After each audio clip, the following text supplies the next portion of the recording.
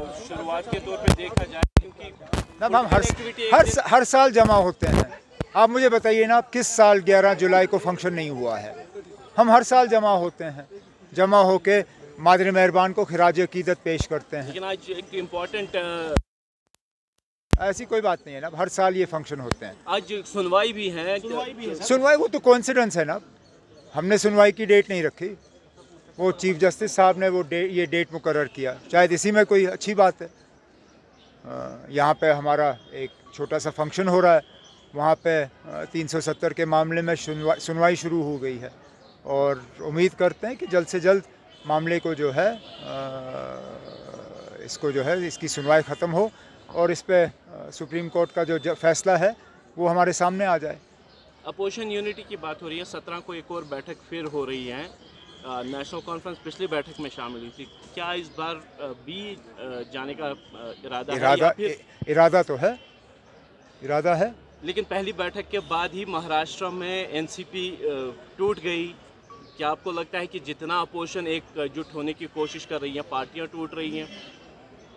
अब एक पार्टी टूटी और ये पहली बार नहीं हुआ है, इससे पहले भी पार्टियां टूट चुकी हैं। कांग्रेस को मध्य प्रदेश में तोड़ा गया, क्या उससे पहले किसी ऑपोजिशन मीटिंग की ज़रूरत थी? ये सिलसिला चलता आया है, आगे भी चलता रहेगा। लेकिन मुझसे अगर आप पूछें तो पॉलिटिकली मुझे नहीं लगता है कि पार्टी टूटने के बाद शरद पवार साहब कमज़ोर हो गए हैं। उल्टा मुझे लगता है कि वो और ज़्यादा मजबूत हो गए हैं। और ख़ासकर जिस तरह के बयानात आए अजीत पवार साहब की तरफ से, जो उन्होंने शरद पवार साहब की उम्र को लेके बात की और कहा कि इससे पहले ही उनको रिटायर हो जाना चाहिए था, मुझे लगता है कि महाराष्ट्र के लोगों ने इस चीज़ को बिल्कुल पसंद नहीं किया होगा और नतीजे आपके सामने आएंगे जब लोगों को वोट देने का मौका मिलेगा। लोकसभा के चुनाव आ रहे हैं और बीजेपी एक बार फिर से अपने जो कोर एजेंडा है उनका, चाहे राम मंदिर हो, यूनिफॉर्म सिविल कोड हो या 370 हो, उसी पर बात लेके आ रही है, क्योंकि जो लग रहा है यूसीसी की बात हो रही है। तो कैसे आप इस चीज़ को देख रहे हैं कि एक बार फिर से उन्हीं मुद्दों पर इलेक्शन में वोट मांगे जाएंगे जो 2014 या 2019 में था? नहीं, ठीक है, ये तो बीजेपी का हक है, हर पॉलिटिकल पार्टी को ये हक मिलता है कि वो अपना एजेंडा लोगों के सामने रखें और लोगों से वोट मांगें। ये हमने भी किया है, बाकी पॉलिटिकल पार्टियों ने भी किया है। ये दूसरी बात है कि हम ज़ाती तौर बीजेपी के एजेंडा को पसंद नहीं करते, लेकिन जमहूरी हक है उनको अपना एजेंडा लोगों के सामने रखने का।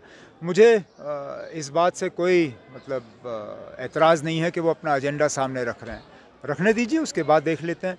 लेकिन मुझे जो लगता है जिस चीज़ पे हमें ज़्यादा फोकस करना चाहिए वो ये है कि किस तरह बीजेपी आहिस्ता आहिस्ता दोबारा एनडीए को ज़िंदा करने की कोशिश कर रही है। ये इस बात का सबूत है कि बीजेपी को कहीं ना कहीं लगता है कि ग्राउंड उनके हक में नहीं है।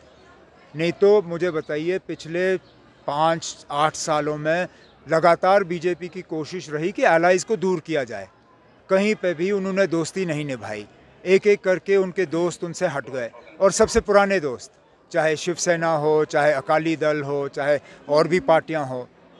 आखिर क्या बदला है कि बीजेपी की अब मजबूरी बनी है कि वो दोबारा दोस्ती का हाथ आगे बढ़ा रहे हैं, वो दोबारा एनडीए को ज़िंदा करने की कोशिश कर रहे हैं। आंध्र प्रदेश में कहीं चंद्रबाबू नायडू से बात हो रही है, पंजाब में कोशिश की जा रही है कि अकालियों को वापस लाया जाए, महाराष्ट्र में शिवसेना के साथ बात।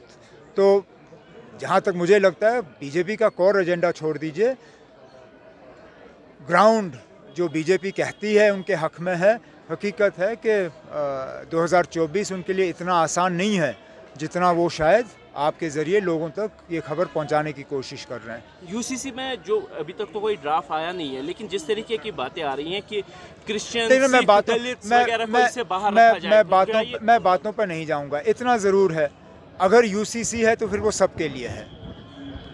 Uniform civil code, uniform means uniform for everybody.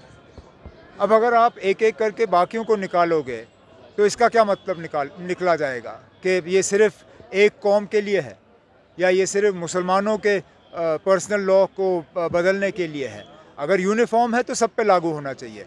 अगर आप इसमें किसी को भी एग्जेम्पशन देने का काम करोगे, चाहे वो क्रिश्चियन हो, दलित हो, ट्राइबल हो, सिख हो, तो जाहिर सी बात है कि मुसलमान भी एग्जाम्शन न सिर्फ मांगेंगे बल्कि एग्जाम्शन फिर हासिल भी करेंगे। सेंटर के एफिडेविट के बारे में क्या बोलेंगे? जो कुछ नहीं ना, अब सेंट्रल के एफिडेविट के बारे में सुप्रीम कोर्ट में जवाब होगा।